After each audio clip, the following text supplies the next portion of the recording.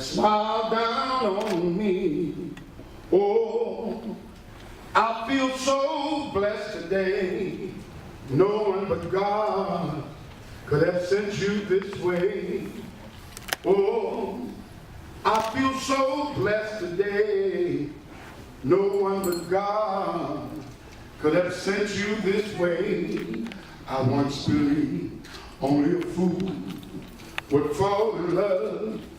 Well, if that's true, then I'm that fool I was thinking of. I'm so glad that feeling came over me. Now I'm standing here beside you, where I always want to be. Oh. My name is Dolores White. I'm a Christian person. My church home is Asia Baptist Church. I would like to say a prayer for this video. A prayer that I really, really love. It's a wonderful prayer. So it's for any denomination. It's for any. O Lord, our help in ages past, our hope for years to come, our shelter from the stormy blast, and our eternal home. Beneath the shadows of thy throne, thy saints have well secured. Sufficient is thy arm alone, and our defense is assured. Most holy and everlasting, thou art God, we come, Heavenly Master, in the most humblest way we know how to come. We come thanking you for the many, many blessings thou hast bestowed upon us, from early existence until this present moment. We thank you, Father, for each and every one under the sound of my weak voice. We ask that you bless, protect, and keep everyone, especially my children, my grandchildren, and my great-grandchildren. Father, lead them in the way that you want them to go. All of those that don't know you in the pardon of their sins, let them come running and asking, what could I do to be saved?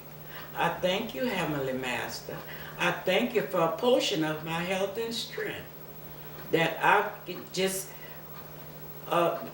be a person that can just go to, I love my church, can go to church and just be just a Christian person.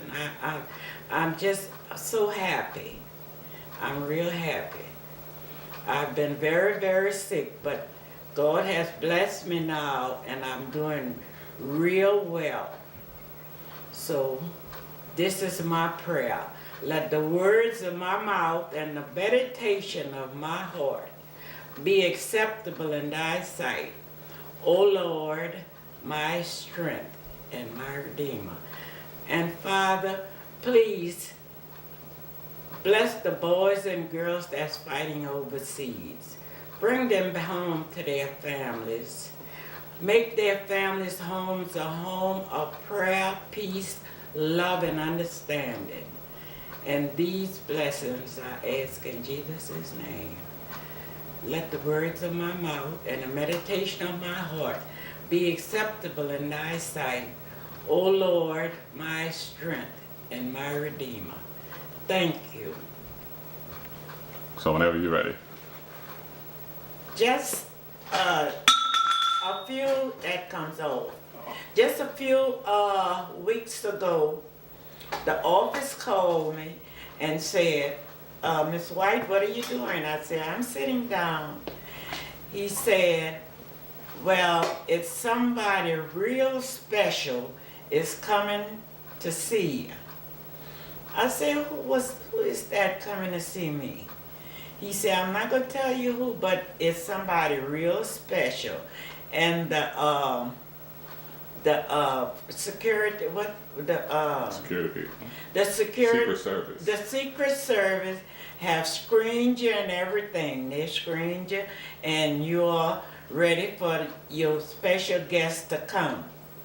Say, and, well, they're supposed to come, on their way back from vacation. They're gonna stop and they're gonna come. So it was so good. So I said, well, I called him back. His name Jason. I called him back. I said, Jason, who is coming?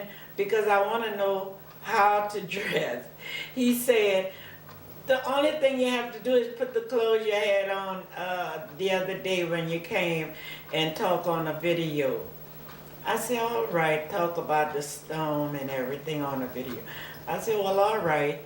So he came, got me and everything, and I talked on the video. But then President Obama was on his way. They was on their way here, and the radical or whatever they call them, they got wind of it, and they all surround my house. They all got in the driveway and surround the house, and so when they got ready to come this way, they had the street so blocked off with the people in there. The police couldn't make a move or nothing. So they just went straight on San Bernardino. They didn't come this way. The car was pointed this way. Someone told me, I wasn't outside. And then they seen all of those people outside around the house. So they just went around. But I was so grateful that he was gonna come and talk with me, he and his wife. So they went to a girl in the next driveway from me. Was nobody there because nobody knew that they was coming but me. I had to tell all my people and everything, so it got out that he was coming, so that's what happened. And he went by the girl, he and his wife, and talked to her. Her name Baby. She in the next driveway. So I was so grateful that he was gonna come over here. They were looking at the apartments. They built these apartments from the project. This whole vicinity, this whole, all around here was a project. And they built these houses. And I'm so grateful. And I just wanted him to come and see my little comfortable apartment. I'm so comfortable in here. We have security guards and everything. I can sleep all night long. I used to couldn't sleep at night on account of the shooting and everything, but they don't have none of that around here. So he was gonna come and see our apartment and everything, but he didn't come, and I was so upset. Well, I just didn't know what to say. And but another time when he's down here, he might come. Because I had made my 75th birthday just before he was gonna come. And that was gonna be the best birthday present. I just can't explain it. That was gonna be so wonderful. Oh my God. You see, because we went through so much with Katrina. You see, the people was leaving and when the storm came, but I would not leave because they didn't have enough room for my children and my grandchildren and my great-grandchildren.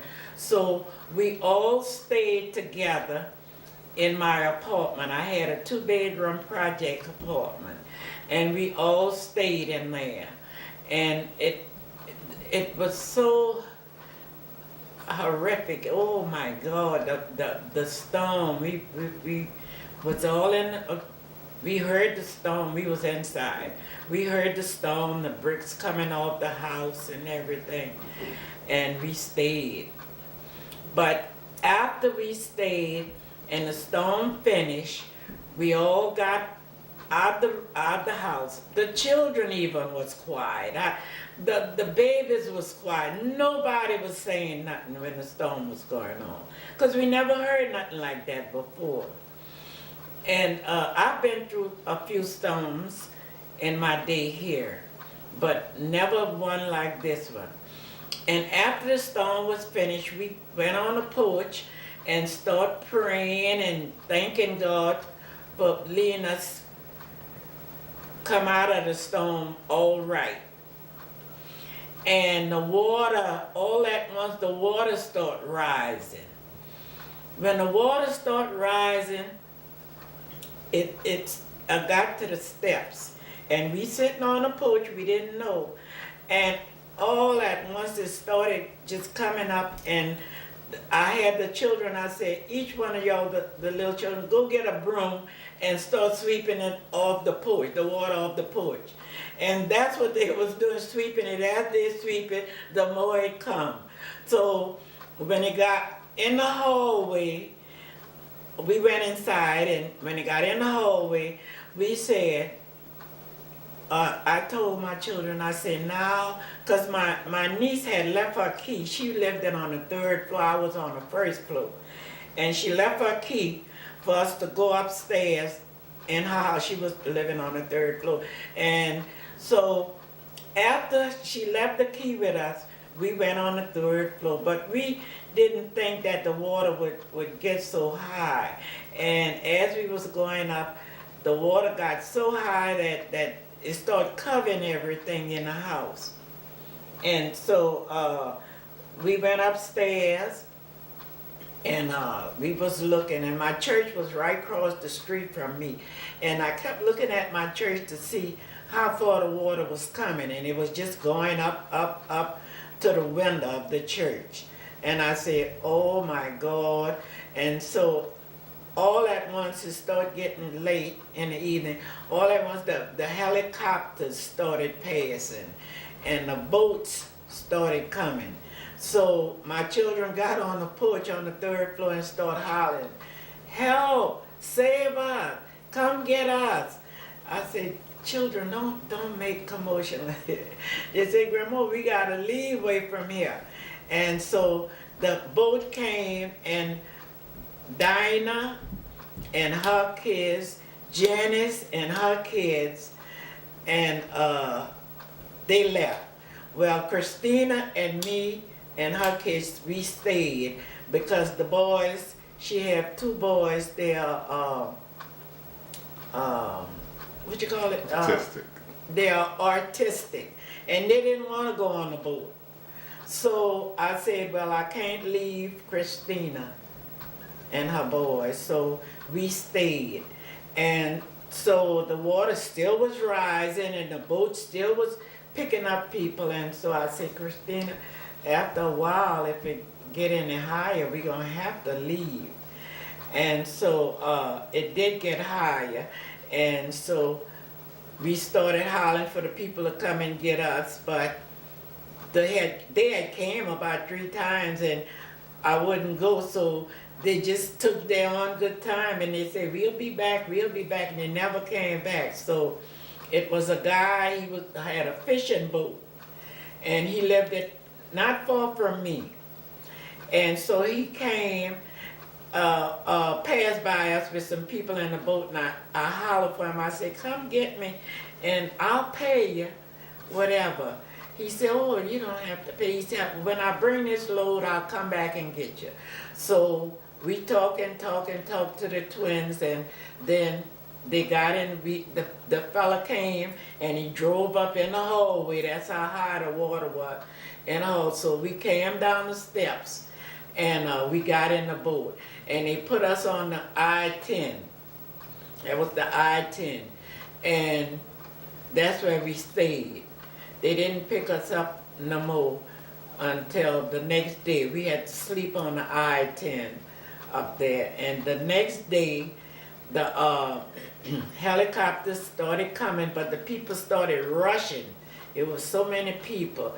They started rushing, so that the helicopter left, and they went further over. And so they seen me cripple with my stick. I'm handicapped with my stick. And so they took me by the hand, and I had the boys, they was on the side, took me by the hand and put me on the helicopter, and they flew us, and I couldn't tell you where they flew us. It was like a midship hospital they had set up under the underpad, and it was dry there, and so we stayed there ever so long, and then the buses started coming. When the buses started coming, they put us on a bus, and it was a while. It's about 3 buses left before we could get on one. And we got on the bus, and they brought us to Thibodeau, to a gym in Thibodeau. I don't forgot the name of the college. Nichols. Nichols State. Nichols. Well, it was probably Nichols State College, and we stayed.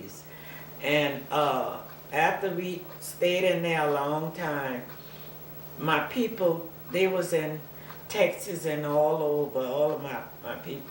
So they said they had been looking for me, you know, they didn't know where, if I was dead or drowned or what. And so all at once I heard over the microphone,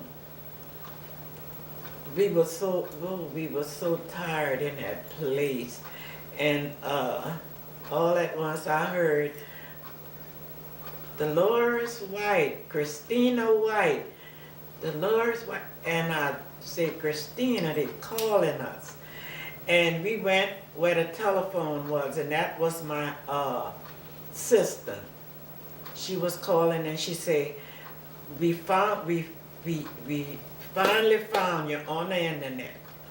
We found you, said, and somebody is coming right now to pick you up. And so my cousin, her and her brother came, Carolee, and Nawa Jerome. They came and they picked me up, and they brought me to their home in Vacherie. I didn't even know where I was. All this time I was in that place, and Vacherie wasn't too far from Thibodeau, and I didn't even know. And so they brought me to Vacherie, and we stayed there a while. Then my grandson came the next day. He came and picked me up in the van, because everybody was out of town except my cousin. They had a trailer in Vacherie, and so we stayed in the trailer that night. And then he went, my grandson went pick up my daughter Stacy and her child, and brought them by Carolee house. And so then they took me to Baton Rouge to get my check. So they cut me a check for that monthly check. And then my grandson took me to Texas. That was Dallas, Texas. And we rode from 3 o'clock in the evening until about 6 o'clock the next morning. We got to Texas.